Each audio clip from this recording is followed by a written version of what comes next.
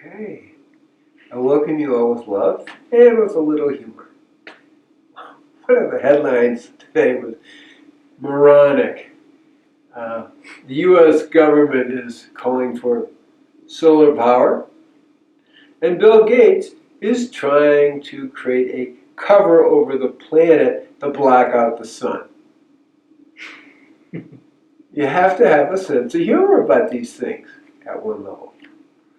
So there's another issue going on is that, as I pointed out last week, really 114 different what we call oceanic and air temperature stations are basically saying since 2005 it's slightly getting cooler, not warmer, cooler.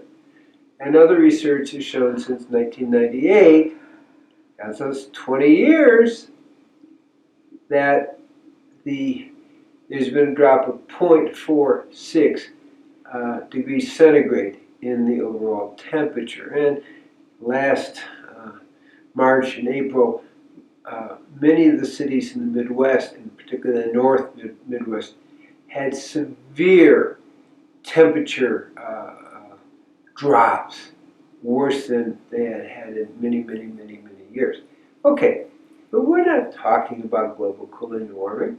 Just making a point that trying to block out the sun when we're having global cooling probably isn't the best approach, particularly when we need sunlight and carbon dioxide to make what? It's called photosynthesis. It's called make food. So, what's the solution to this full-on nonsense that's happening? So we're going to go back about 800 BC to kind of get an insight. So King Ahab, Jezebel, very involved in sacrifice of babies and worshiping idols and perverting northern Israel to these really idealistic, idol-worshipping ways. And King Ahab comes upon the great prophet Elijah. He says, "Elijah, you troublemaker!" And Elijah says, "Yeah, you got me a troublemaker? You're the troublemaker. Look what you're doing. You're steering Israel away from the way of God into child sacrifice. You're the troublemaker. We're going to have a challenge." So they have a challenge, and Elijah versus the prophets of Baal, because that's where the offerings were done. And they would put the children in the hands of Baal, and Baal's hands would go like this, and the child would go in the fire. So they kill an ox, and there's two altars, and Elijah said, "Look, you folks try as hard as you can. There's 450 of you. You go for it. See if you can get a fire going, but we're not allowed to set it on fire. See if your gods will do it." And of course, nothing happened. And they did all kinds of different things, and nothing happened. Cutting themselves, whatever.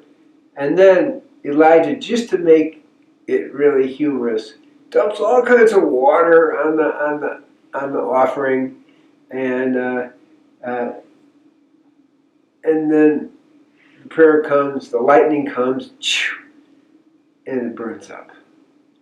And the people finally wake up, because this is like a big crowd. I mean, this is high-level entertainment. Like, what is going on here? And so people get it. People actually get it. Okay? And that's the key. Well, I'm going to call this the Elijah factor.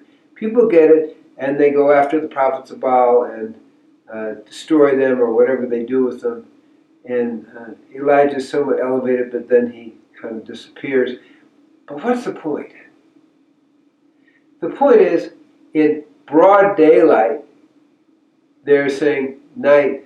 Well, as Isaiah in 5:20 said, okay, Evil is called good, good is called evil. That's interesting. Night is called day, day is called night. Bitter is called sweet, sweet is called bitter. Now this is being done in broad daylight. Right. Let's protect ourselves from global warming, which isn't happening. And the way we're going to do it is use solar so we don't use oil. And of course, to really make the solar work well, we're going to put a cloud cover, a calcium carbonate or something like that over, over the planet so we can't use their solar equipment. This is called the Elijah factor, showing the complete nonsense, scientific illiteracy of the whole system, global system is going on. So what's needed today is for people to wake up and see, wow, Bill Gates and Harvard University researchers are doing this. Hey, I think they need some feedback. Like, hey, we're having global cooling, and you're trying to starve us by destroying our ability for plants to grow with photosynthesis. Sun comes back, it's like, what are you doing? So it's time to wake up, and that's why this story of Elijah, which has a certain amount of humor in it, is, hey, I'm not a troublemaker, you're the troublemaker, and let's play it out. We're going to have a challenge of common sense here. So may everyone be blessed that they can actually see what's going on and not allow themselves to be brainwashed and duped.